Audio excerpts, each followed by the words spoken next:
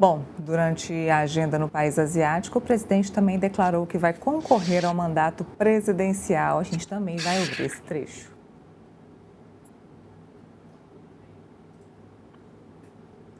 Eu lhe desejo toda a sorte do mundo. Eu quero lhe dizer que eu vou completar 80 anos, mas pode ter certeza que eu estou com a mesma energia de quando eu tinha 30 anos de idade. E vou disputar um quarto mandato no Brasil. Vou disputar um quarto mandato no Brasil. Então, eu estou lhe dizendo isso porque nós ainda vamos nos encontrar muitas vezes. Esse meu mandato só termina em 2026, no final do ano. Mas eu estou preparado para disputar outras. Tá aí, presidente preparadíssimo, já se vendo o vencedor das eleições de 2026, né? Pois é, nós sabíamos disso, não é, Neila, não é, Felipe? A gente já tem falado sobre isso. Mas agora o presidente declarou, de fato, essa intenção de ser candidato, algo que ele não tinha feito até agora. Então, é uma notícia interessante. A forma como ele coloca, né? Tenho aqui quase 80 anos de idade, mas a energia muito parecida de quando eu tinha 30 anos. Acho que isso responde a uma série de pessoas que falam, né, sobre a idade, as condições de saúde do presidente, a disposição.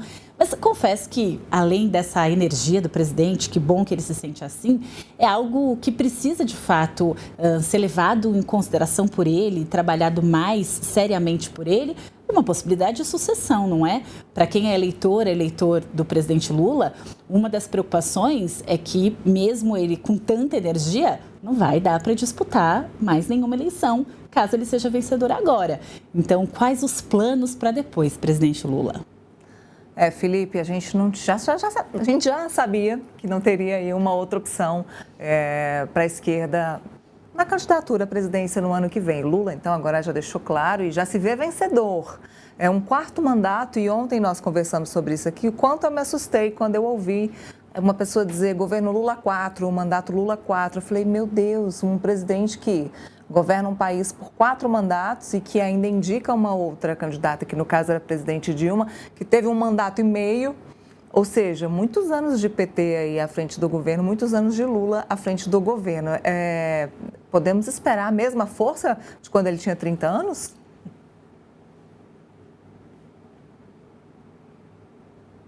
Aqui o ponto que a Bianca colocou no final da fala dela, né? Realmente, qual que é o pós-Lula, né? Quem vem depois do Lula? Quem vem depois de 2030, caso o Lula ganhe as eleições, né? Que a eleição ainda está aberta, né? Mas se Lula não ganhar as eleições, que vem depois de 2030? O Lula não formou nenhum substituto até agora. Outro dia eu estava vendo uma foto das eleições de 2018, né? Na foto tinha o Haddad, tinha o Boulos, tinha o Ciro Gomes e tinha a Marina Silva, né, como candidata à presidência da República naquela ocasião. Hoje em dia, todos esses, menos o Ciro Gomes, estão no governo federal. Ou seja, o Lula, de certa forma, coopta parte da esquerda e visa exercer a hegemonia do PT e dele para ser a única força dominante da esquerda.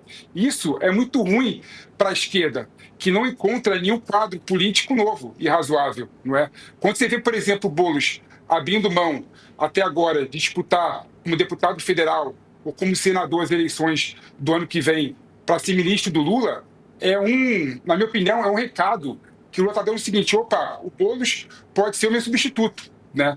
O Boulos pode vir a ser meu substituto em 2030, né? Boulos, não sai candidato para nada, cuida do meu governo aqui, me ajuda a fazer um governo, a ser reeleito, a fazer um governo bom, que você pode ser o próximo. Ou seja, essa cooptação que o PT e o Lula faz, infelizmente, à esquerda, faz com que a esquerda só tenha um lado, né? Só tem um candidato, né? Que é o presidente Lula. Agora, se ele vai ter força e energia, como quando tinha 30 anos, para governar mais um mandato e para participar de uma eleição, eu sinceramente não sei, né? Mas vamos ver. Felipe, ontem estávamos discutindo aqui a questão da escolha de Boulos como uma escolha eleitoreira, né? Que seria uma necessidade que o presidente Lula tem hoje de ter um homem à frente das ruas, à frente das manifestações, chamando para si, para perto do governo, os movimentos sociais e os movimentos sindicais. É isso que a gente vai esperar de Guilherme Boulos? O que é por trás da ida do Guilherme Boulos ao governo é a aproximação com o movimento social, né? Além da aproximação com o movimento social, com os sindicatos, com parte da população tradicionalmente de esquerda, né? Na minha opinião, também tem a busca por protagonismo na rede social. Até porque o Guilherme Boulos talvez seja o único político do campo de esquerda, né, que consegue manusear as redes sociais tão bem quanto o político de direita. Claro que não tem o alcance, né, dos políticos de direita, mas dentre os políticos de esquerda, sem sombra de dúvida, o Boulos consegue manusear as redes sociais melhor do que qualquer um. Então, a ida do Boulos para o governo tem esses 3 viés, na minha opinião. Primeiro, tentar formar um substituto a ele para 2030. Segundo, aproximação com movimentos sociais. E terceiro, protagonismo das redes sociais. Agora, o presidente Lula viajou e diz que só indica o novo ministro do Supremo Tribunal Federal no seu retorno. E isso não foi por acaso, né? O presidente Lula se encontrou, para quem não sabe, o presidente Lula se encontrou com Davi Alcolumbre. Essa reunião foi antes do presidente viajar para a Ásia e foi uma reunião onde Davi Alcolumbre deixou clara a sua insatisfação com a escolha do ministro da AGU, Jorge Messias, para o cargo no Supremo Tribunal Federal e que ele, assim como vários outros líderes do Senado, querem o ex-presidente do Senado, o ex-presidente do Congresso, Rodrigo Pacheco, nessa vaga que foi aberta com a aposentadoria antecipada do ministro Luiz Roberto Barroso. Mas me parece que isso não foi suficiente para convencer o presidente Lula. Ele quer manter, Felipe, o AGU, ou seja, a proximidade, a confiança, a ideologia política está vencendo os critérios de escolha dos ministros do STF, para os ministros do STF.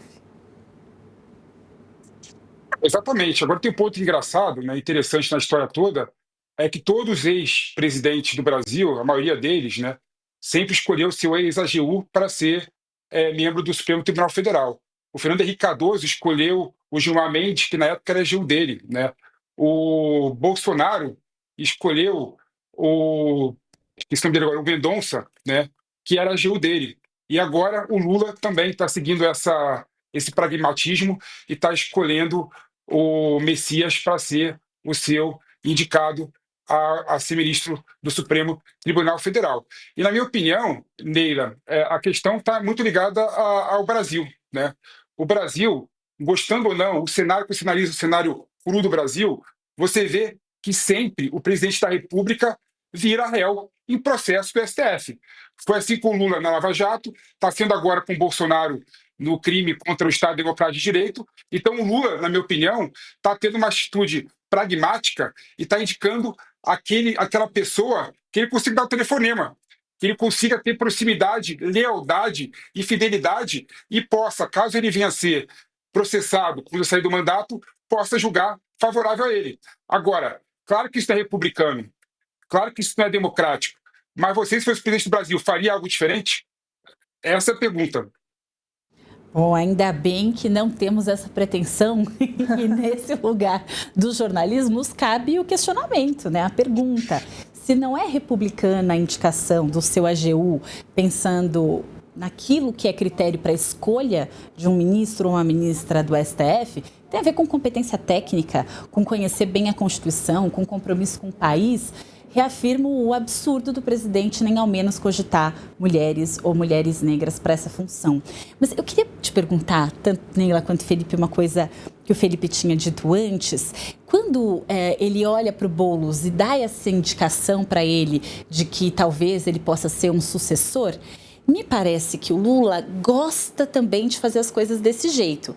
Então, ele vai dando indicações para uma pessoa, passa um tempo o Haddad, passa um tempo, ele dá uma outra sinalização. E de sinalização em sinalização, ele também vai provocando uma disputa interna muito grande. E aí, em diversos momentos do governo Lula, a gente não tinha muita notícia do que de fato estava sendo executado, porque me parece que dentro do próprio governo, as disputas internas eram mais importantes do que a execução das políticas. E isso dentro do PT é uma tradição, né? Quando alguém começa a crescer, tem ali alguma sinalização do Lula que não permite esse crescimento. Queria ouvir se vocês concordam com isso. Estratégia melhor, Felipe, é igual o filho dentro de casa. Você incita um, incita o outro, daqui a pouco você fala, olha, o seu irmão está melhor em matemática hein, do que você. Olha, o seu irmão vai ganhar uma bicicleta. A estratégia do Lula é maravilhosa. A estratégia do Lula em todos os seus governos, né? Criar dissenso para tentar, no final, né, buscar algum caminho. Eu lembro que quando no Lula 2, se eu não me engano, Lula 2, isso, teve a briga do Mangabeira Unger com a Marina Silva, né? Os dois estavam falando sobre Amazonas naquela ocasião, e ele criava e incentivava essa disputa, essa competição entre os dois, e no final a Marina Silva saiu do Lula 2, né? A mesma coisa acontece nesse governo Lula. Você vê, por exemplo, no começo do governo Lula, o vice-presidente Alckmin teve um racha com outro ministro dele, aí o Márcio França, né, largou o Ministério de Portos e Aeroportos, ficou sem ministério por um período, criando um caos. Ou seja, o Lula gosta desse tipo de política, de criar o caos, criar competição entre os seus aliados, de modo a achar uma direção e achar um norte, né? Agora, se essa tática vai fazer sucesso e vai dar certo em 2026, essa é uma outra pergunta, porque é um momento que o Brasil está polarizado. O PT é um partido que não tem apoiado o PT em várias pautas, né? É bom lembrar que o PT, por exemplo, eu diria que é o principal crítico ao Haddad, né? Todo momento o PT, a Gleice, quando estava fora do governo, criticava o Haddad, criticava o governo, criticava a política econômica do governo, criticava o BNDES, né? E os ministros do governo Lula criticados eram do PT também. Ou seja, o Lula tem essa política mesmo, tem essa conduta, né, de buscar realmente competição e o caos. E aí tem duas pessoas que o Lula gosta muito, que é o Haddad e que é o Boulos, né? Qual desses dois ministros, né, vão ser o primeiro da fila para disputar a substituição do Lula? Na minha opinião, o Boulos só vai ficar forte se mudar para o PT. E eu acho que, na minha opinião, está perto disso acontecer. O Boulos deve largar o pessoal e deve o PT no futuro não muito remoto. Eu tenho opinião e eu acredito, inclusive, que essa disputa é uma disputa muito boa para dentro do PT, para ver quem ganha. Coloca aí para gente, inclusive, você que está nos assistindo, quem é que ganha uma disputa aí entre preferências do presidente Lula, Haddad ou Boulos? Coloca aí nos seus comentários para gente.